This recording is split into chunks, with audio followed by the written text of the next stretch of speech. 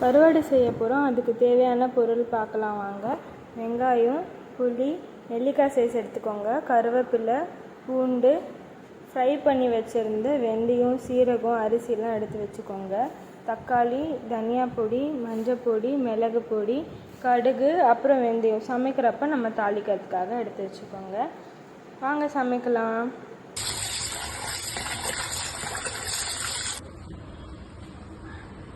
தேங்காய் எண்ணெய் இது வந்து என்னுடைய ஃபேமிலி ஃப்ரெண்ட் பாரதி அவங்க கொடுத்தது.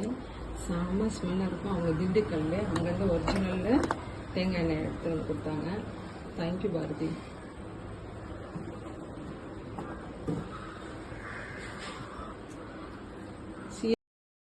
நல்லா கொதிச்ச உடனே நம்ம முன்னாடியே ஃப்ரை பண்ணி வச்சுருந்தோம் இல்லையா, அந்த வெந்தயம், சீரகம், அரிசி மூணுத்தையும் இதில் போட்டுக்கோங்க. இப்போது இதை நல்லா பொரிஞ்சு வரணும். அதுக்கு நம்ம கடுகும் ஆட் பண்ணிக்கலாம், 1 ஸ்பூனு.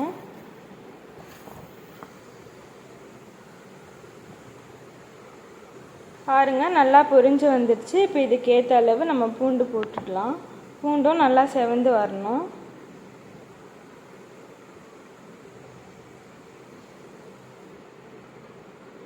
பூண்டு பாருங்கள் செவந்து வந்துடுச்சு. இப்போ அதுக்கு நம்ம வெட்டி வச்சுருந்த வெங்காயம் இருக்கு இல்லைங்களா, அதையும் போட்டுடலாம். 3 வெங்காயம் எடுத்து வச்சுருந்தோம். அதுக்கேற்ற அளவு நம்ம உப்பையும் இப்போ ஆட் பண்ணிக்கலாம். உப்பு வந்து பார்த்த அளவு போட்டுக்கோங்க, ஏன்னா கருவாடெல்லாம் ஆல்ரெடி உப்பு இருக்குது. இதுவும் இப்போ நல்லா வதங்கி வரட்டும். வெங்காயம் கலர் சேஞ்ச் ஆகட்டும். நல்லா பாருங்கள், இப்போது ரெட்டிஷ் கலரில் வந்துடுச்சா.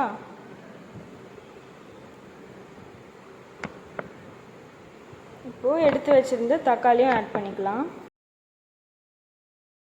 3 தக்காளி வெட்டி வச்சுருந்தோம், 3த்தையும் போட்டாச்சு.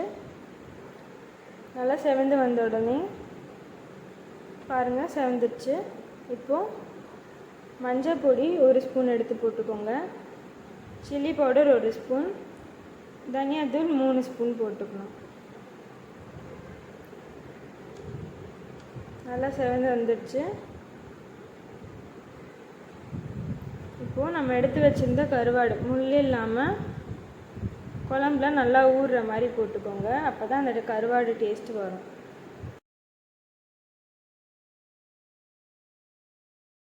முன்னாடியே கொஞ்சம் கருவாடு ஏன் இந்த மாதிரி குழம்புல போடுறோன்னா, கருவாடு பிடிக்காதவங்க, கருவாடு சாப்பிடாதவங்க கூட கருவாடு நம்ம சாப்பிட வச்சிடலாம் இந்த மாதிரி போட்டால்.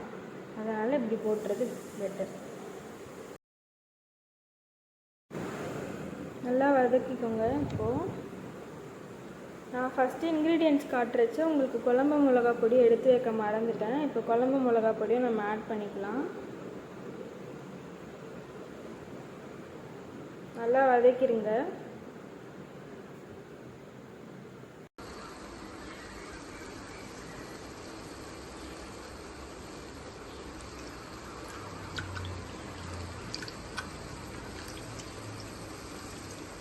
இப்போது நம்ம புளி எடுத்து வச்சுருந்தோம் இல்லையா, அது வந்து போட்டுக்கலாம்.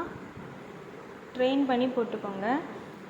கருவாடு குழம்பு ரொம்ப புளிப்பாக இருக்கக்கூடாது, மீன் குழம்பு மாதிரி. ஓரளவு புளிப்பு இருந்தாலே நல்லாயிருக்கும்.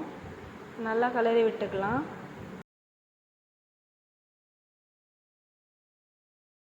வச்சுருந்தோம் இல்லையா மிச்சம் கருவாடு எல்லாத்தையும் இப்போ ஆட் பண்ணிக்கலாம். இப்போ பாருங்கள், செம்ம டேஸ்ட்டாக இருக்கும்.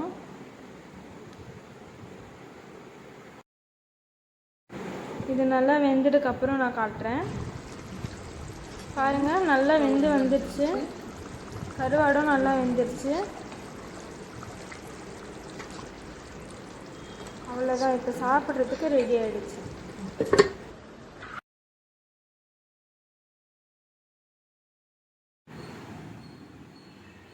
சுட சுட சோறு.